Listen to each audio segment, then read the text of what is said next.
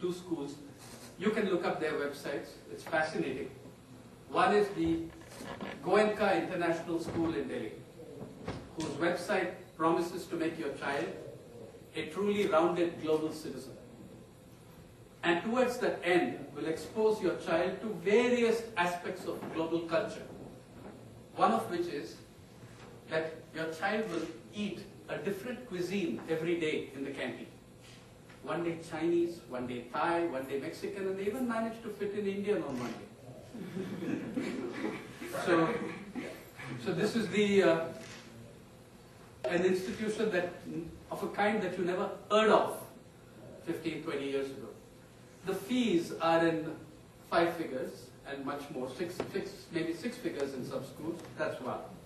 The second school that's my favorite is the Sanskriti school in Delhi. This is a school so elite that the children of cabinet ministers find it difficult to get in. On its website, again, something that you would never have seen in India 15, 16 years ago. On its web, this school got 150 million rupees in freebies from the government of Delhi in terms of subsidized land and various other throwaways given to the elite of the elite, the creme de la creme. Its website says, the chairperson of our school board will always be the wife of whoever is the serving cabinet secretary of the government of India. So I wrote them a letter. I wrote to them saying, hey, what happens if the cabinet secretary is a woman? Let's be optimistic. Let's be optimistic. Then they removed that page from their website. But I had saved the page, so you can still have a look at it. Yeah.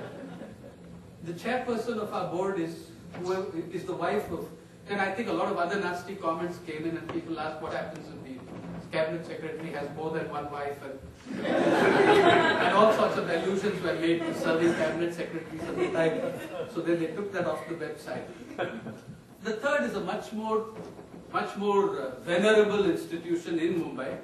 These two are in Delhi. The first two are in Delhi. The third is a venerable school in Mumbai known as the Bombay Scottish School. The Bombay Scottish School really made the front pages in Mumbai in 2006 for extraordinary reasons. You see, by and large, it was a school whose parents, it was all for children whose parents were basically millionaires, okay? So that's fine. I mean, there was some solidarity in that sense.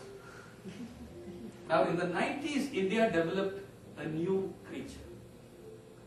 And into this Garden of Eden crept the serpent known as billionaires. Now, the school came up with a huge problem. It had some 4 or 5 billionaires in the parents. Every year at the annual day, the school puts out a big shamiana and its school sporting events and everything. It keeps a special enclave, an enclosure for the millionaires. Now, what do you do when you've got billionaires? So they had to create a spot within the spot for the billionaires, and this led to the outbreak of a bitter class struggle between billionaires and millionaires. No prizes for guessing who won. So, for 3 days, this was on the front pages of the newspapers. The class struggle between these guys. And just try thinking back 15, 20 years ago to any existence of such institutions. Something dramatic has happened in 15, 20 years, and that's the inequality that I want to put before you.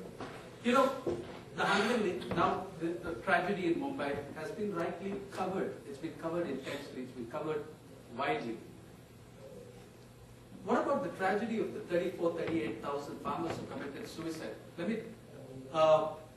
The Center for Media Studies, Delhi, shows that the share of agriculture in coverage in the 6 major TV channels and 6 major newspapers is less than 0.6%, and entertainment alone gets 7 to 9 times what agriculture, health, education environment together get in the media.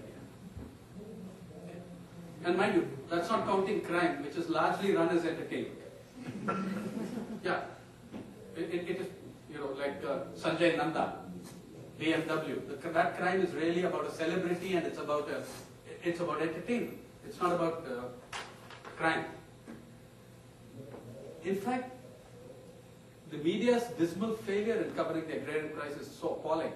Last year, I was in Vidarbha, which is the worst affected area of the crisis in terms of farm suicides. Not necessarily in terms of the crisis itself, but in terms of the suicides.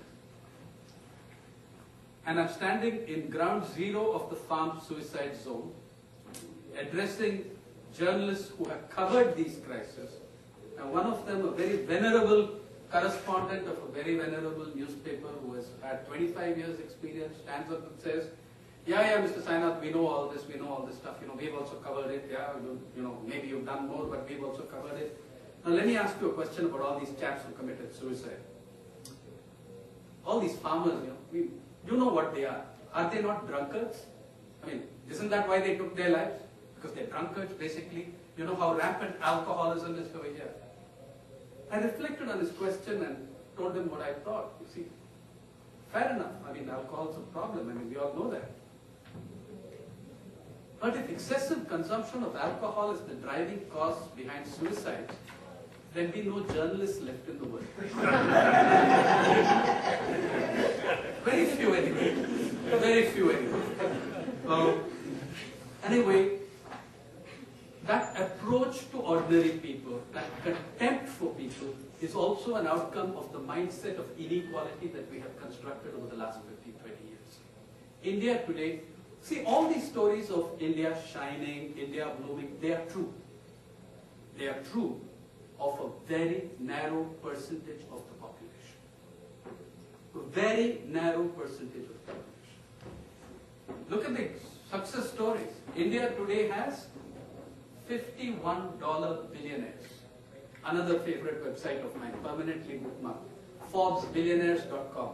Gives me enormous solace and soothe when I feel bad about anything. I look at India's the ForbesBillionaires.com.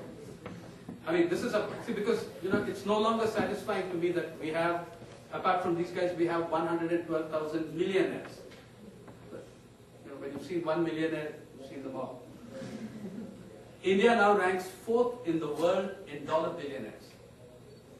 Ahead of us are only 3 countries. The 800-pound gorilla, Russia and Germany. Okay?